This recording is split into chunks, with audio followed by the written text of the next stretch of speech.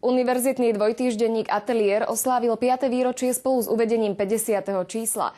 Na jeho tvorbe sa od roku 2003 podieľajú študenti masmediálnej komunikácie z Univerzity svätých Cyrila a Metoda v Trnave.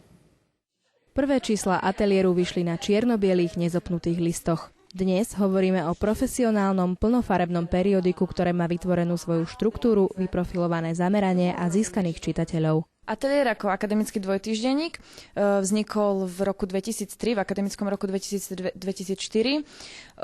Vzniklo to na podnet študentov, na podnet mladých pedagógov na Fakulte masmediálnej komunikácie. Atelier by som charakterizovala asi ako klasický univerzitný časopis a o trochu lepší, lebo fakt je tam skvelá grafika. Jednotlivé čísla periodika zostavujú študenti masmediálnej komunikácie v rámci voliteľného predmetu, ktorý vedie šéfredaktorka denníka Nový čas.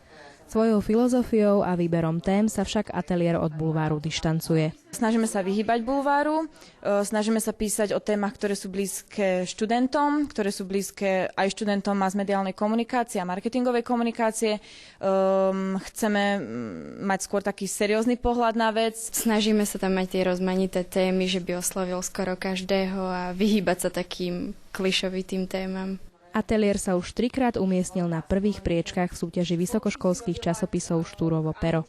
Na svojich webových stránkach ponúka internetovú verziu periodika a priestor pre študentskú tvorbu.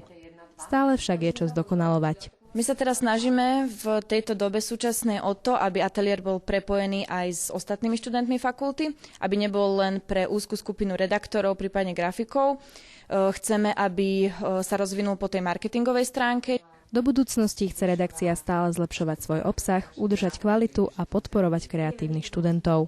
K 5. výročiu blahoželáme a prajeme celému redakčnému tímu veľa inšpirácie a hlavne chuti robiť i v budúcnosti kvalitnú žurnalistickú prácu.